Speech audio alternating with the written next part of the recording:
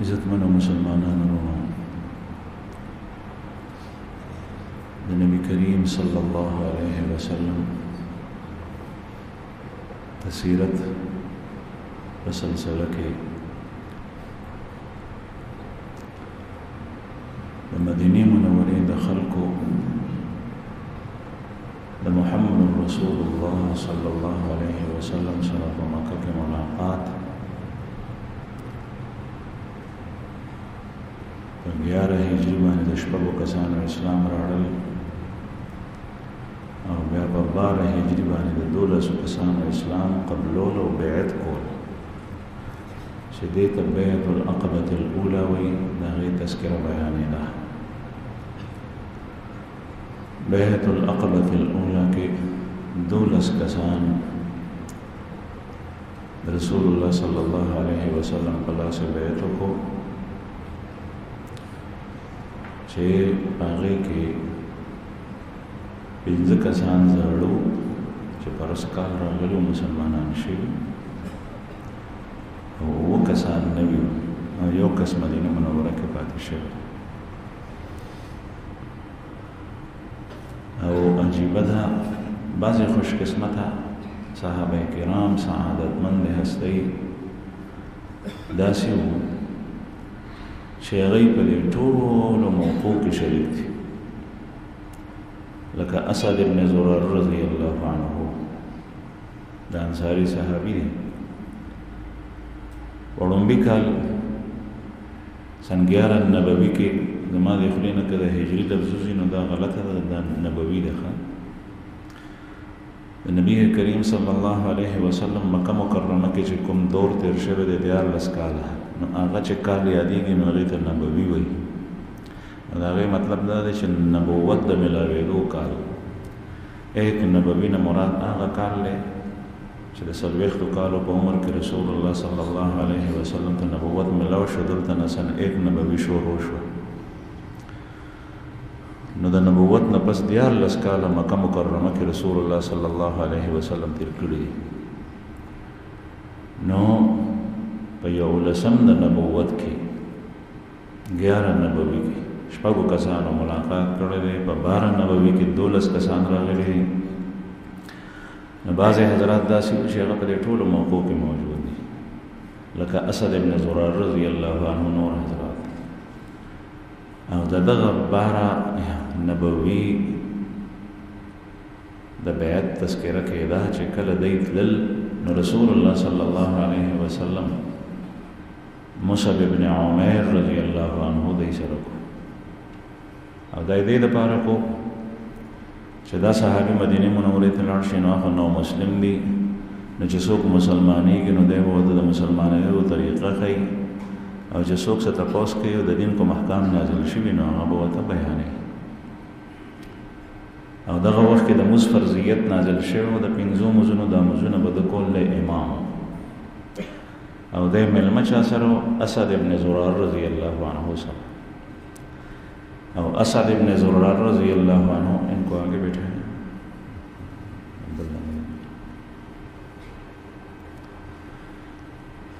اسد ابن زرار رضی اللہ عنہ دا مدینه منورې انصاری صحابي دی. دا قربانی کړي ده چې کله بیا رسول الله صلی الله علیه وسلم هجرت کوي چې هغه واقع باندې ترازی نو هغه مېلمستیا هم ده ورکړي ده.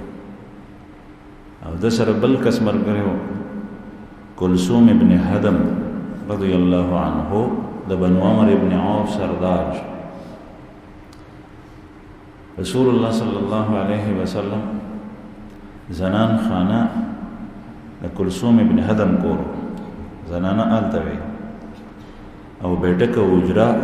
د اسد ابن زرار رضی الله عنه کورو. ناسته به دلته کولو، خلکو سره ملاقات دلته کېدو. دا رستو د هجرت خبره ده او دغه ځای نن سبا هلته نسبت کېږي چې مسجد قبا ته چې تاسو لاړ شئ یا څوک تللی یئ حج او عمرې په موقع نو مسجد قبا کې توصی شوی دا نو دې توصی کې د اسد ابن زراره او کلثوم ابن حدم رضی الله عنهما کورونه شامل شوي جماعت کې او دا د مسجد قباء خي طرف ته راځي لکه دا محراب ده ستا مخ قبله ته ده نو دې ګوټ ته راځي نو دا تصور کوي چې دا هغه ځای دی چې رسول الله صلی الله علیه وسلم کله هجرت وکړ نو دې کورونو کې وخت یې ورو دلته سوارلس یا سلیر شرزي د هجرت نه پس تیری کړی دا واقع ورستو راځي ان شاء الله مصعب ابن عمر رضی الله عنه چې کله مدینه منورې ته رالو نو اسد ابن زراره رضی الله عنه څخه ملمو او دلته نه بدلو اسد ابن زراره به وسره شو یو ځای ته تللی کله بل ځای ته تللی د مدینه منورې خلک چې څوک مسلمانې دل نه کافر او مشرک خو هغه څه دشمنی نه و لکه څنګه چې د مسلمانانو سره لکه څنګه چې د مکې د کافرو دی به ورته څه وینا دا فایده وه نو اسد ابن زراره رضی الله عنه تاسو ته مخکې څه واقعات بیان شو مزد به ورکولو جمعه قایمه شوه اسد ابن زراره رضی الله عنه هغه کس دی چې لومبۍ جمعه د مدینه منوره کې قایمه کړې بیا ورپسې متصل د محمد رسول الله صلی الله علیه وسلم ارشاد نامه او حکم نامه راغلي دی چې د جمعې برکات مس کوي د باول مرګري راغونډول وی چې راغونډ شي چې کوم کسان مسلمانان شي دینه معلومیږي چې داسې یو مجلس چې په هغې کې کله ته په هدایت باندې راشي نو داسې مجلس او داسې صحبت کې ستا ناستې ضروري دی چې هلته کې ستا تجدید کېږي د اصلاح لکه څنګه چې موبایل کې چارج ختم شي نو ته بیا کې د چارج کې او پټې اوچ شي فصل پکې پوهچېدو شي نو ته بیا اوبه کې نه بیا تازه شي دغسې چې سړی داسې مجلس ته لاړ شي چې هغې کې د الله ذکر کېږي الله یادېږي د الله جل جلاله تذکره کېږي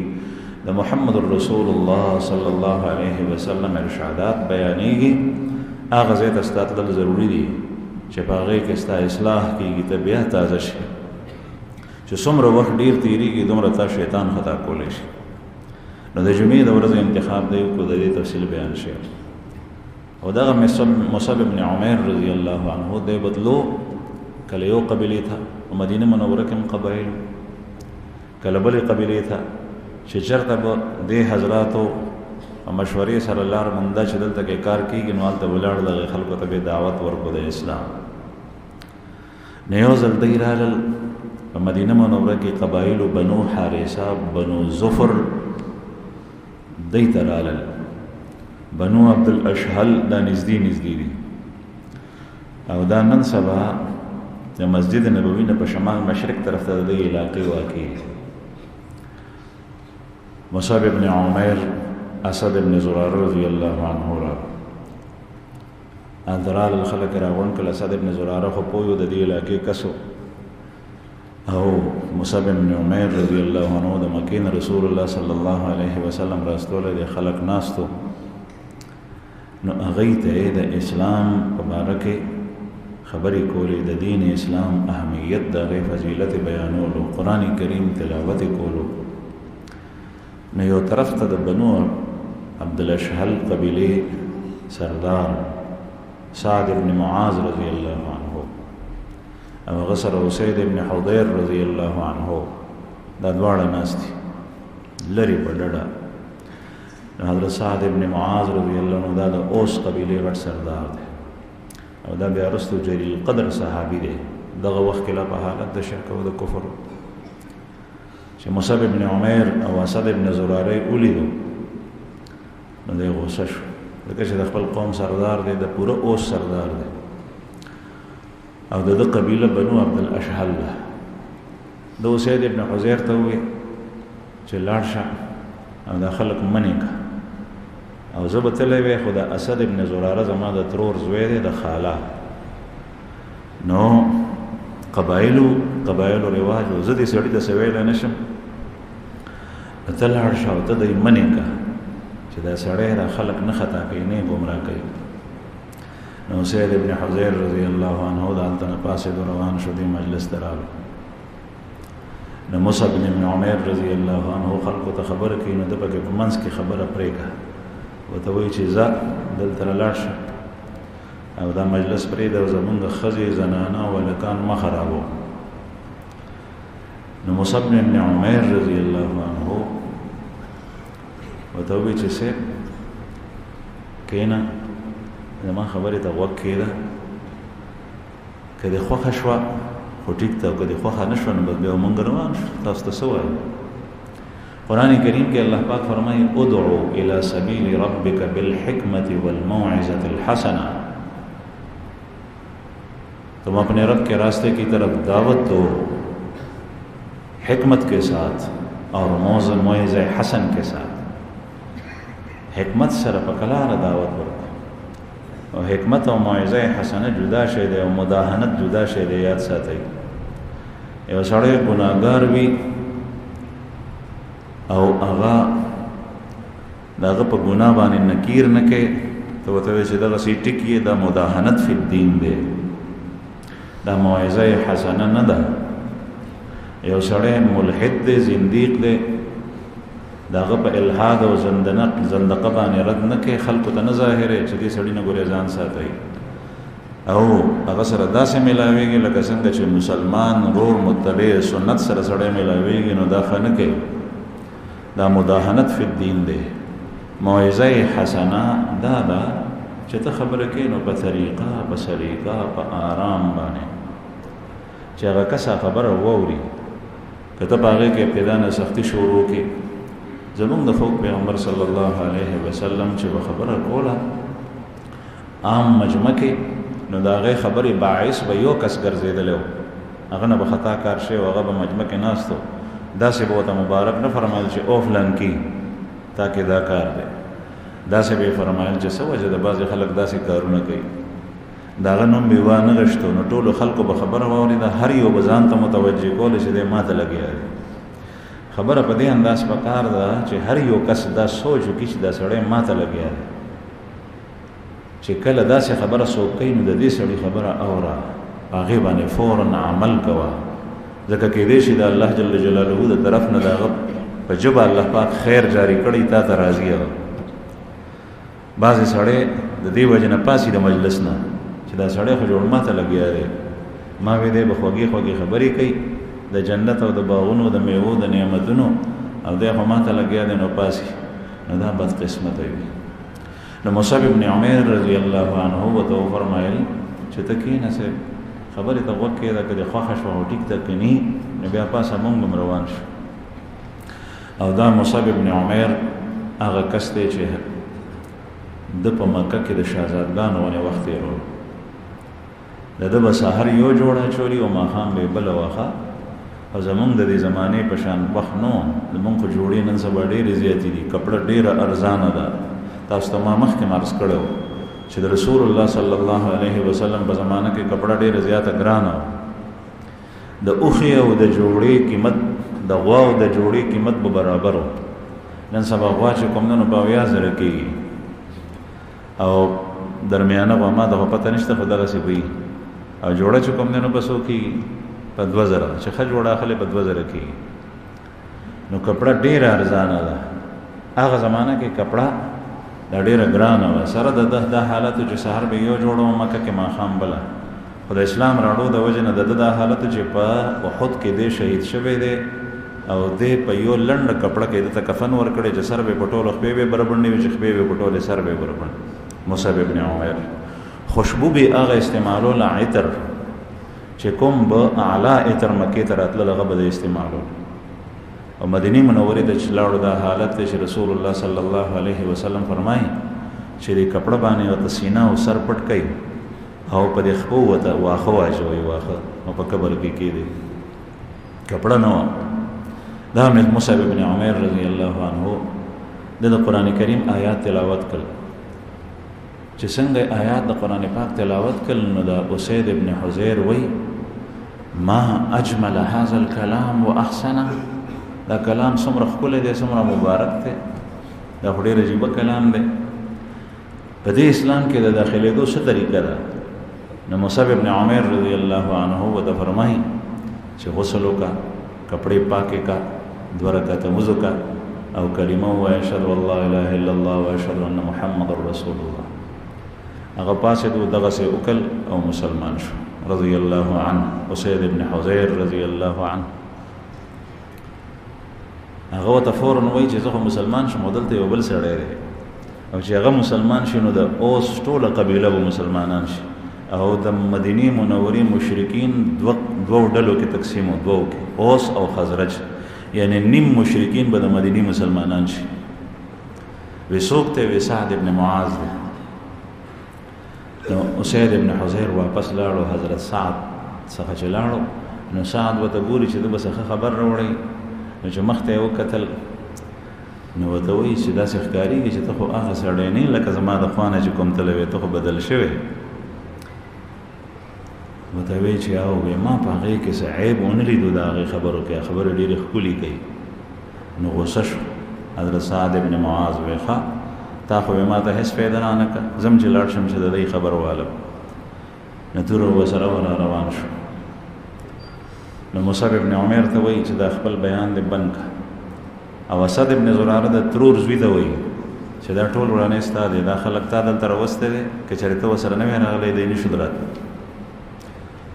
نو اسد ابن زراره کش نه کوي ځکه چې د قبایلو خپل تعلقات جګړه ترې جوړېږي. مصعب ابن عمیر وایي چې صاحب یو څو خبرې کوم دا واوره، که خوند دې درکړو خو ټیک ده، که نه نو ځو واپس. ورته وایي خبره خو دې ټیک ده. بیا د کلام شروع کړو، د قرآن کریم آیات یې تلاوت کول او بیا د اسلام خوبۍ بیان کړي. نو سعد ابن معاذ ورته وایي چې دا خو ډېرې ښکلې خبرې دي او په دې اسلام کې د داخلېدو څه طریقه ده؟ وایي کپړې پاکې کا، غسل وکړه او 2 رکعته لمونځ وکړه، کلمه ووایه، بیا 2 رکعته لمونځ وکړه. بیا ښه حضرت سعد ابن معاذ رضی الله عنه مسلمان شو. حضرت سعد ابن معاذ رضی الله عنه چې څنګه مسلمان شو نو دی واپس خپل قوم ته لاړو. د خپله قبیله چې کومه وه په اوس کې یو خاندان یعنی وړوکی شاخ هغه عبدالاشهل و، بنو عبدالاشهل. سعد ابن معاذ هغې ته لاړو، هغې ته وایي چې څنګه هغې ولیدو نو ښځې سړي نر ښځې ټول وایي چې دا خو هغه سعد نه دی چې کوم د دې ځای نه تللی و، دا خو داسې بدل غوندې سړی ښکاري. نو دی ورته وایي چې تاسو زما باره کې څه وایي، زه په تاسو کې څنګه سړی یم؟ ورته وایي چې ډېر هوښیار او ډېر ځیرک او ډېر صاحب رای او ستا غوندې سړی خو څوک شته دی نه. وایي ښه. بیا یې ورته دا وفرمایل چې ښه چې نن چې په تاسو کې یو قسم داسې پاتې نشي چې هغه مسلمان نه، نر ښځې ټول مسلمانان شي، اسلام کې داخل شي، او کني زما تاسو سره هیڅ تعلق نشته. هغې د ده ښه مشري لیدلي وه. دا مشر چې کله د قوم او د رعایا دپاره ښي نو قوم یې بیا نه برېږي، بیا وایي چې دی زموږ نه لاړ نه شي. بیا دی ورته رسولی وه. نو حضرت سعد ابن معاذ چې څنګه د کفر او د شرک په زمانه کې خلکو دپاره ښه و، داسې د جاهلیت په زمانه کې د اسلام په زمانه کې د خلکو دپاره ښه و تر اخره پورې. د ده په قول باندې به فیصلې کېدې، د ده خلفاو به د ده په وینا باندې فیصلې کولې. هوښیار سړی و. حضرت سعد ابن معاذ رضی الله عنه ورته وایي چې تاسو ټول مسلمانان شو. د ده د قبیلې ټول خلک مسلمانان شو، نر ښځې ټول. دا عجیبه قبیله ده چې پوره ټوله د ده په وینا مسلمانان شوي. یو کس پکې صرف پاتې شوی و، عمرو بن ثابت، د ده لقب دی اسیرم. صحیح بخاری کی روایت ته د ده نوم نه دی ذکر په هغې کې، اسیرم لقب یې ذکر دی. دی کله مسلمان شوی دی؟ دی د احد په موقع مسلمان شوی دی. بیا په 3 هجري کې چې د رسول الله صلی الله علیه وسلم د هجرت 3 کاله شي او د احد جنگ دوران کې دی مسلمان شو. دلته چې مسلمانان جنگ ته ووتل نو دغه اسیرم د بنو عبدالاشهل سړی د چې وکتل مسلمانان وتی دي نو ده ورپسې رستو لاړو او دلته جنگ کېږي او دلته د اسلام قبول کو. اسلام چې راړو نو بیا فوراً لګیا شو او جنگ شروع کو. نو په دغه احد کې دی شهید شوی دی. نو حضرت ابو هریره رضی الله عنه به کله کله دا اړ خلکو ته اچولو، وایي ما ته داسې سړی وښیي मुझे ऐसा शख्स बतलाइए जिसने कोई नमाज नहीं पढ़ी, कोई रोज़ा नहीं रखा, कोई हज नहीं किया, लेकिन फिर वो सीधा जन्नत में गया है. दासे सड़े रात वखई چې موږ نه دی کړی یوم روژه نه ده نیولي، حج نه دی کړی او نه جنت ته تللی، دا څوک دی؟ نو دا همدغه اوسیرم دی، عمرو بن ثابت رضی الله عنه. دی وروسته مسلمان شوی، دلته د مونځ موقع نه میلو، دلته مسلمان شو، دلته په احد کې شریک شو او بیا شهید شوی. دا واقعه چې کله وشوه نو دلته کې مسلمانان هر کور کې د مدینې منورې اسلام ننوت. نو د مدینې منورې خلک تعداد د مسلمانانو ډېر شو. هغوی وی چې ښه حضرت معاذ رضی الله عنه فرمایي چې مونږ دلته په سکون او په راحت سره وخت تېرو او محمد رسول الله صلی الله علیه وسلم د مکه کې در په در ګرځي او خلک د تکلیفونو وضعیتونه ورته رسوي او څوک دې ورته سپک کوي او څوک دې جسماني اذیت رسوي، هلته دې وي مونږ دا پیغمبر دلته راغواړو. نو حضرت مصعب ابن عمیر رضی الله عنه په امارت کې د هغه په سرپرستۍ کې حج ته کسان تیار شو. نو دا پوره قافله وه، په دې کې مسلمانان مو مشرکین مو د مدینې منورې مشرکینو به هم حج کولو هغه زمانه کې، خو په خپل طریقې سره ګډوډ حج. د کعبۃ الله تقدس، د هغې احترام، د هغې عزت او درناوی دا د خلکو په زړونو کې مخکې نه را روان. مصعب ابن عمیر رضی الله عنه امیر دی، دا قافله د مدینې منورې نه را روانه شو. تقریبا 400 کسان دي، په دې کې مشرکین ډېرو او مسلمانان څومره اقوال مختلف دي، خو راجح قول دا دی چې 75 کسانو 15 په دې 15 کې 2 کسه زنانه وي او 3 کسان نارینه وو. او په دې کې دا زاړه کسان هم شته دی ډېر. تاسو ته ما ووایي چې اسد ابن زرار رضی الله عنه هغه کس دی چې په هغه 6 کسانو کې مو، بیا بل کال په 12 کسانو کې مو، دی په دې کال په دې 15 مسلمانانو کې هم. نو دا کسان لاړل. مصعب بن عمیر رضی الله عنه د حج په اراده دلته لاړو. که چې کله د مدینې منورې مکې مکرمې ته ورسېدل نو د رسول الله صلی الله علیه وسلم سره وعده شوې وه. یو په دې کې دغه مسلمانانو بیعت کولو، او چې څوک نوي مسلمانېدل هغوی په اسلام باندې بیعت کولو، او دویم په دې کې د دوی مقصد دا و چې رسول الله صلی الله علیه وسلم ته ووایو چې موږ سره مدینې ته لاړ شي. دی دې مقصد دپاره راغلل. پټ ساز باز وشو، او دا پټ ځکه چې مشرکین خبر نشي. د مشرکین د مکې د هغوی زور ډېر زیات و، دا مکه ده. د دوی ملاقات رسول الله صلی الله علیه وسلم سره حسب وعده په مینا کې شوی دی. مینا د مکې مکرمې نه بهر ده، تقریبا 5 کیلومتره. دغه ځای کې په هماغه ځای کې چې کوم ځای کې دا 13 کال بیعت شوی و د 12 کسانو، هغه ځای کې رسول الله صلی الله علیه وسلم سره وعده شوی و چې یا رسول الله موږ به دلته راځو، د شپې به ملاقات کړي. رسول الله صلی الله علیه وسلم هغه شپې ته مینا ته همدغه ځای ته ځان راورسولو. عقبه دې ته وایي په عربۍ کې، او دې ته وایي بیت العقبة الثانیه، او دا سن 13 نبوي ده، د نبوت 14 کال دی، او دا آخري کال دی دلته مکه مکرمه کې د رسول الله صلی الله علیه وسلم. او حج په ذوالحجه کې کېږي، دې پسې بیا ورپسې بیا محرم او سفر او ربیع الاول کې رسول الله صلی الله علیه وسلم هجرت کړی دی. ربیع الاول کې نو د نبی کریم صلی الله علیه وسلم سره ملاقات شو. پیغمبر علیه الصلاۃ والسلام سره د هغوی ترم و عباس، چې هغه دغه وخت کې اسلام ظاهر کړی نو،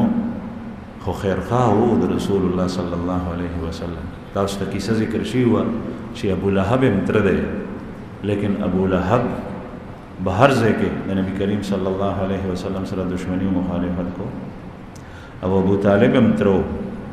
او په حالت د کفر کې تللی دی، لیکن ټول عمر یې د نبی کریم صلی الله علیه وسلم مرسته کړې. او عباس هم تره دی، خو نبی کریم صلی الله علیه وسلم سره رالو نو دا انصار ټول ناست دي. نو عباس صاحب ورته اول یو 2 خبرې وکړې، ای د یثرب خلکو، او تاسو ته زه یو خبره کوم، هغه دا چې دا زما وراره نبی کریم صلی الله علیه وسلم ناست دی، دا زما وراره دا په مونږ کې انتهایی معزز شخصیت دی، ډېر عزت والا دی. الله جل شانه ته یو عزت ورکړی دی. اگر که د مخالف خلق شته، خو د درناوی د عزت ټول مني او خلک قدر کوي. مونږ د دلته دشمن ته په لاس کې نه ورکو، د حفاظت کوو، د خیال ساتو. تاسو د ځان سره بوتلل غواړئ او د دوهم دا اراده کیږي چې د تاسو سره مدینه ته لاړ شي، نو تاسو ماته وایي کچره د حفاظت ال کولې شي خو دې بوزي ځان سره، او کله د حفاظت نشي کولې نو بیا د ځان سره مبوزي، مونږ دې پرې دې مونږه حفاظت کولې شو. دا تقریر چې وکړو د انصارو د طرف نه دا ویل شو نبی کریم صلی الله علیه وسلم چې عباس ته جواب ورکړو چې دې مونږ نه سغواړي مطالبه کوي، مونږ د سره باغې باندې لوس کو، هغه خبره وسره منو. رسول الله صلی الله علیه وسلم ته انصار وی چې صاحب تاسو سوای، تاسو زمونږ نه څه شی غواړئ؟ هغه مونږ ته وایي چې مونږ د سره باغې باندې لوز او بیعت وکړو. رسول الله صلی الله علیه وسلم متو فرمایل چې زه د الله لپاره تاسو نه دا غواړم، اعبدوا الله ولا تشركوا به شيئا، تاسو صرف او صرف د الله بندګي به کوئ او دا غسر بل څوک شریک نه ګرځوي، دا تاسو نه د الله لپاره غواړم. دویم د خپل مرګرو د لپاره ز تاسو نه دا غواړم چې زما مرګري صحابه د دې ځنه تاسو څخه درشي، نو تاسو به د دې خلکو داسې حفاظت کوئ لکه څنګه چې د خپل زنانو او ماشومانو حفاظت کوئ، دشمن ته نه پرېږدئ، زمونږ به تاسو داسې حفاظت کوئ. او تاسو ته زه دعوت در کوم د اسلام چې تاسو مسلمانان شئ، او چې زه کله خبره وکم نو تاسو به زما اطاعت کوئ، خبره به زما سره منئ او مخالفت به باغې کې نه کوئ. چې دا خبره رسول الله صلی الله علیه وسلم وکړي، د انصارو مشرانو وی چې بهشکه موږ د ټولې خبرې منو او په دې خبرو باندې ستا په لاس باندې بیعت کوو، لوز کوو، وعده کوو. سعد ابن عباده هغه پاسې دوه خلکو ته وی چې اے خلکو تاسو خدا بیعت کوي، خدا یاد ساتئ چې دا به تر مرګ پورې په دې بیعت باندې تاسو قائم یئ، که چېرې دا مو په منځ کې مات کو نو دا ډېره سپکه خبره ده. دا قسم کافرو ته پرېښو او خپل ځان مددنه خوب کو او خپل بچی مددنه خواږه کړ او دې م پرېښو، نو بیا اوس ځینې بیعت مه کوئ، او که تر مرګ پورې په دې لوز باندې قایم یې چې خپل ځان او مال او اهل او عیال او اولاد بددنه قرباني کوي، نو بیا بیعت وکړئ. دا هر څه په دې کې شته، ځکه چې تاسو سره به د خلکو دشمنۍ پیښي. نو ټولو اوې ناستو کسانو انصارو چې سره د دې هر څه مونږ دا بیعت کړو. د رسول الله صلی الله علیه وسلم په لاس باندې بیعت شوی دی. په دې کې هغه زاړه کسان چې کوم 12 کسانو پر سکال هغه هم بیعت کړی، او دې ته بیعت العقبه الثانیه وی. نبی کریم صلی الله علیه وسلم ته بیعت غشته.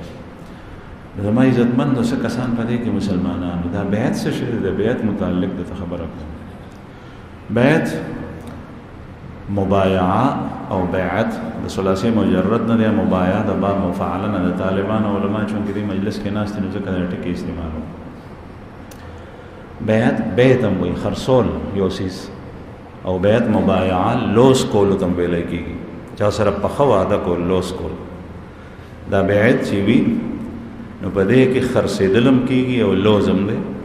خرڅول دا دی چې مسلمان سړی کله په اسلام باندې بیعت وکړي نو د په الله جل جلاله باندې خپل ځان خرڅ کو، خپل مال خرڅ کو، خپل اعزه او اقربا رشتہ داران خرڅ کړ، او دا غي په وس کې د الله جل جلاله نه د آخرت ټول نعمتونه چې جنت وته وي غي واغشته او سره پرويده. قران کریم کې الله پاک فرمایي ان الله اشترى من المؤمنين انفسهم واموالهم بان لهم الجنه. الله جل جلاله د مؤمنانو نه دا غي مالونه او نفسونه غشت دي چې دایته دا غي په وس کې جنت دایته ناغشت. اشترى لفظ د خریدنا کسی چیز کو دې د بار استعمالي شراء او اشتراء یو سیز غشتل، نو الله جل جلاله ته غشتي او په الله باندې مونږ خپل ځان خرڅ کړي دي. که یو سړی اوس دی وخت کې ځان ته مسلمان وای او دې الله جل جلاله د دنه د مال مطالبه کوي او د مال نه ور کوي، نو د غلوز ماتي، د مسلمان دی مؤمن دی، دا لوز د الله سره کړی دی. زکات په فرض شو، زکات نه ور کوي. حج په فرض دی، حج ته نزي ولې بده کې 4.5 लाख 5 लाख روپۍ خرج کیږي، او دا چې زمانه لاړ شي دومره پیسې خو زما کم شوي، نو تا ایمان څنګه راوړې دی؟ زکات هر کال در باندې فرض کیږي، نه ورکه خاموز نه کې، یہ مسلمان نو ته الله جل جلاله باندې څه شي خرڅ کړی دی او بیا ته ځان ته مؤمن او مسلمان څنګه وې ځکه چې مؤمن خدا هر څه په ځان د الله جل شانو باندې خرڅ کړی دی او دا لوس د لا اله الا الله محمد رسول الله کې وشي نو بهرحال په بیعت کې دا خبره وي دا بیعت رسول الله صلی الله علیه وسلم د صحابو نه غشته دی په مختلفو قسمونو ښه بیعت علی الاسلام بیعت علی الجهاد بیعت علی ترک المعاصی بیعت علی الاعمال الصالحه والحسنه رسول الله صلی الله علیه وسلم په اسلام بیعت وشته چې کوم کسب مسلمانې دو نو د رسول الله صلی الله علیه وسلم په لاس کې به لاس کې خو او بیا مسلمان شو او د بیعت تذکره قران کریم کې د سړو د بیعت د زنانو د بیعت غاړو تذکره قران پاک ان الذين يبايعونك انما يبايعون الله يد الله فوق ايديهم اے پیغمبر استا پلاس چې څوک بیعت کوي دی د الله سره بیعت کوي ید الله فوق ايديهم د الله لاس د دې د لاسو د پاسه دی یعنی چې څنګه دی تا لاس درکې دا چې پاغه د پاسه د الله لاس دا د الله جل شانه تایید دی تایید ایزوی فمن نکس فانما ينقص على نفسه جس نے اس عہد کو توڑا اس بیعت کو توڑا تو اس کا وبال اسی کو भुगतना पड़ेगा چې چا دا مات کو نو سزا به بدب روزي ومن اوفى بما عاهد عليه الله فسيؤتيه اجرا عظيما او چې چا دا شرط او رسول دا لوز نو الله جل شانه بدته اجر عظیم ورکي عمرو ابن عاص د رسول الله صلی الله علیه وسلم خدمت کې حاضر شو چې سب مسلمانې دم کلمه راته وایا نو پیغمبر علیه السلام زل الله سوق دکل ځکه چې دا اسلام باندې خوشاله دو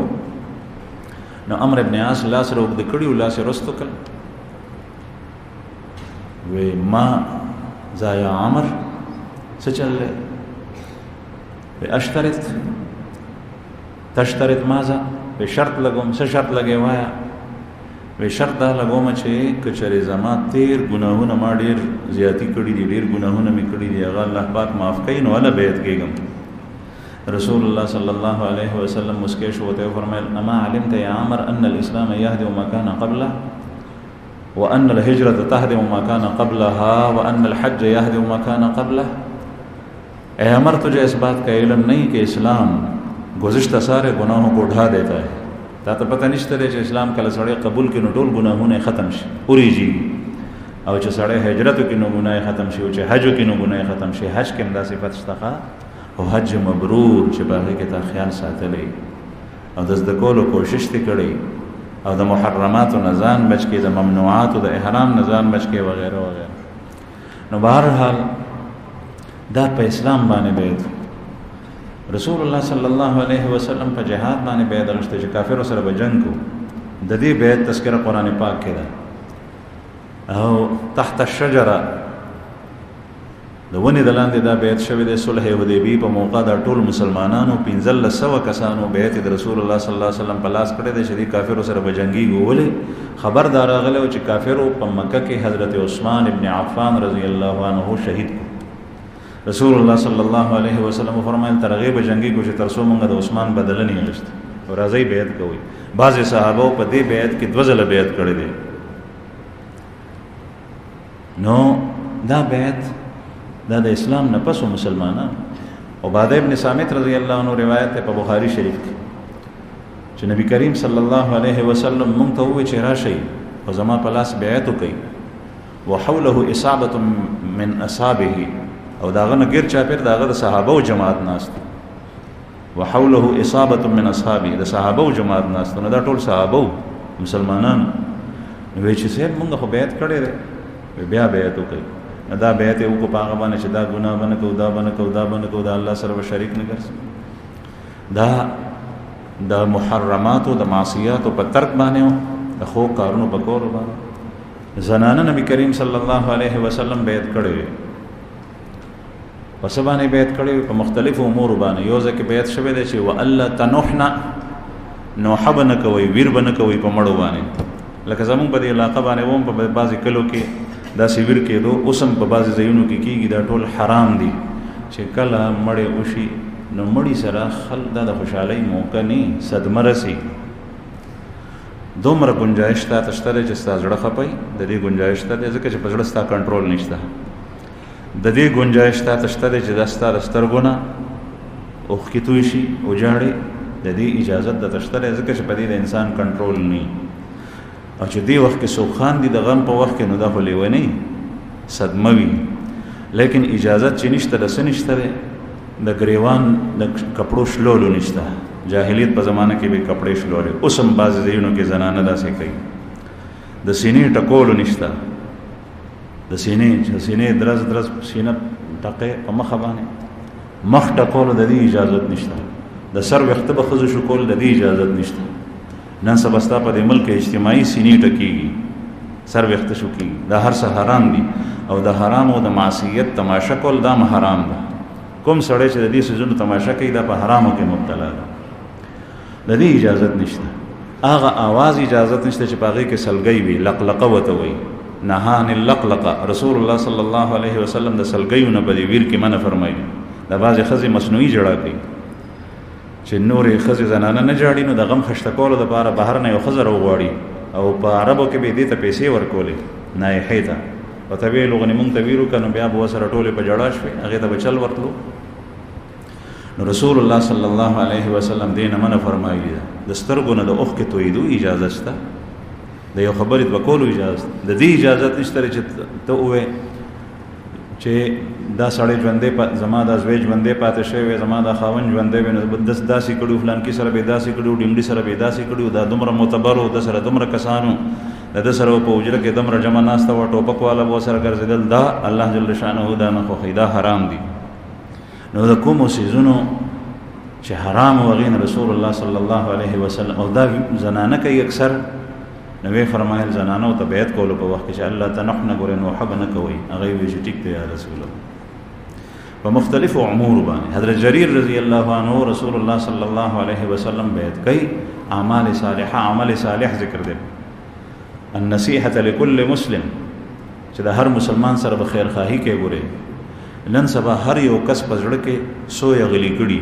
چې دې سړي سره سودا کوم، خو چې دې په سټ کې ووم، او یا دنه دا شی وصول کم، یا داسې وکم داسې وکم، بل تخپه کېږي تر او ځان ته ترخز وایي، نو دا څیزونه حرام دي، منع دي. او رسول الله صلی الله علیه وسلم ارشادات د قرآن کریم آیات په دې باندې شامل دي چې د مسلمان سره خیرخواهي کوي. الدین والنصیحه، دا دین ټول نصیحت خیرخواهي ده، د بل خیر بلټه صرف خپل خیر. نن سبا جملې دا ویلې کېږي د رخصتېدو په وخت کې، اپنا خیال رکھنا، د ځان خیال ساته. ګوره مطلب دا دی چې صرف د ځان فکر کو او بلکې د پس چاړه حلال پنو خیر، د ځان خیال ساته. دا د اسلام تعلیمات نه دي، دا د کفریه تعلیمات دي. دا چې کوم سړی په دیار غیر کې پاتې کېږي، دا د هغې طرز طریقې دي، انداز دی. د بل مسلمان به خیال ساته. په صحابو کې خو ایثار و، په جنگ کې شهیدان کېږي صحابه، د اوبو ضرورت دی وته، یو اوبو غوښتې بل اوازه کوي، د تاول ورکه، د تاول ورکه، دا مرګ دی، درنګ سات ته ساه وځي. او د مرګ په وخت کې د انسان دا تنده دومره سخته وي، الله پاک دې موږ وساتي چې دا سمندر کې ټول راواړي او په دې خوله کې ورته واړي، د تنده نه سړي. دې وخت کې یو سړی ایثار کوي ځکه چې هغه مخته داسې را روان دی. نو عرض مې دا کولو زما عزتمندو چې بیعت دا خو دا بیعت نه چې ته د چا په لاس باندې بیعت وشي په دې خیال باندې چې یاره زما نوکري او کاروبار ښه شي، او تا شیخ دې دپاره نیولی چې هغه ما ته دعا کوي او چې زما دنیا ښه شي، او چې حرام کارو کې مبتلا یې رشوت او سود کې چې دا نور هم ډېر شي، نو چې دا کوم کس تا ته د حرامو د ډېرېدو دعا کوي، نو هغه هم په حرامو کې مبتلا شي. ځکه چې ته د هغه ستا په حرامو باندې راضي دی، خوشحال دی، دعا خو ته ځکه غواړې. دعا کې خدا ویل پکار دی چې یا الله دې د حرامو نه واړې او حلال رزق ورته ورکړي، حلال رزق یې نصیب کړي. او دغه کس چې د چا نه بیعت کېږي دا بالماضی پلیت غلیط پاتې کېږي، د ده نه بیعت کېدل حرام دي. د څه خبرې دپاره بیعت کېږي؟ بیعت خو د اصلاح دپاره. او د زنانو بیعت چې کومې زنانه د چا نه بیعت کېږي هغوی خپل پیر ته مخامخ بغیر پردې راځي، دا حرام دي. او د زنانه لاس د هغې خپل پیر د لاس سره یو ځای کېږي، دا حرام دي.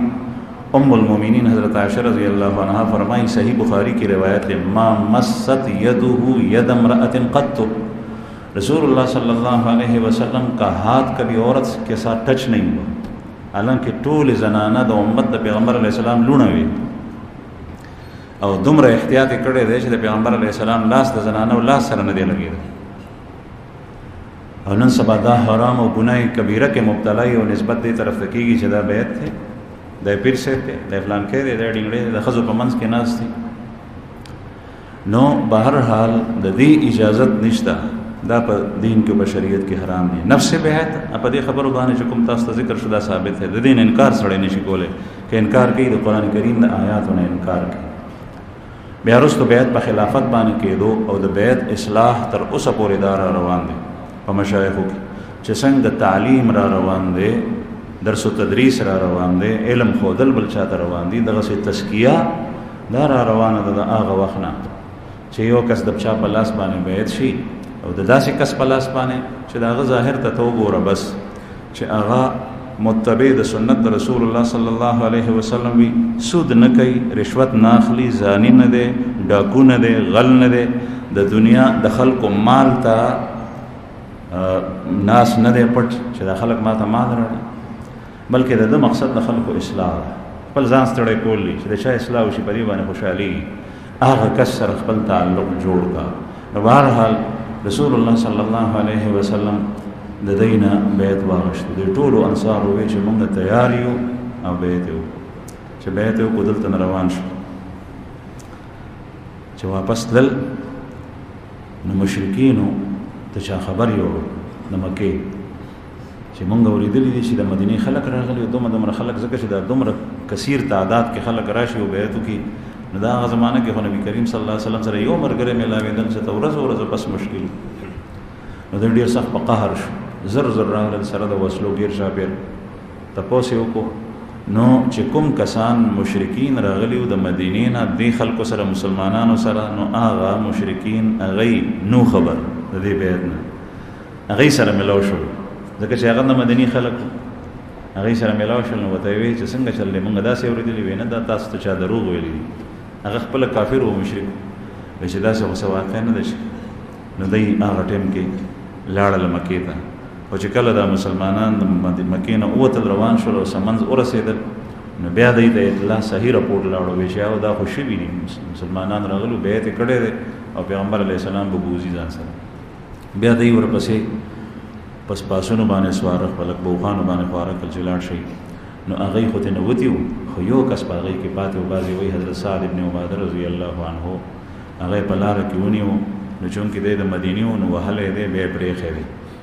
نور مدینې منورې ته په عافیت سره ورسېدل. دې ته ویل کېږي بیعة العقبة الثانیه. د دې بیعت فضایل او د دې مناقب رسول الله صلی الله علیه وسلم په احادیثو کې، د صحابو په اقوالو کې او د احادیثو په کتابونو کې درج دي. بعضې حضرات صحابه وایي چې زه به هر څه ورکم، خو دا ما چې کوم بیعت کړی دی بیعة العقبه په هغې کې شریک شوی یم، هغه نه ورکوم چاته، یعنې د هغې چې کوم فضیلت دی، ځکه چې د اسلام څنګه بنیاد مضبوط شوی هغه د دې بیعت په وجه باندې. الله جل شانه دې موږ ته د عمل توفیق راکړي او د خوږ پیغمبر صلی الله علیه وسلم په سیرت کې الله پاک موږ روان کړي.